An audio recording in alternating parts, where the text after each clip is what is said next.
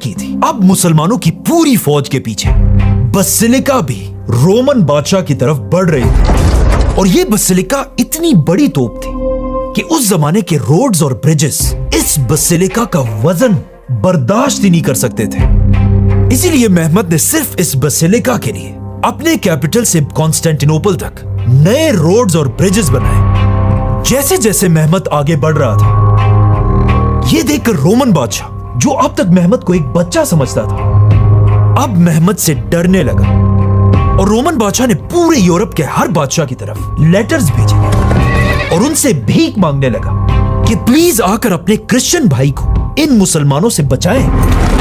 लेकिन किसी भी बादशाह ने इस मुश्किल वक्त में रोमन एम्पायर की मदद नहीं की, क्योंकि इससे पहले महमद ने इन सारे बादशाहों को गिफ्ट्स और गोल्ड भेज भेज कर अपना दोस्त बना दिया था।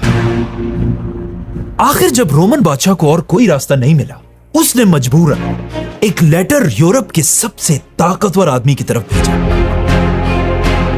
क्रिश्चियनिटी का लीडर पोप।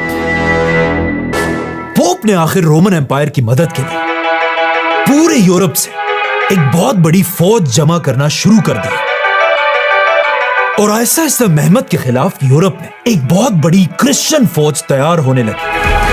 और अब जब ये फौज तैयार हो रही थी, पोप ने पहले ही अपना सबसे बड़ा गिफ्ट रोमन बादशाह की तरफ भेज दिया और इस गिफ्ट का नाम था जेवानी जस्टिनियानी। यस, जितना मजे का इसका नाम है, उतना ही एक बहादुर जनरल था।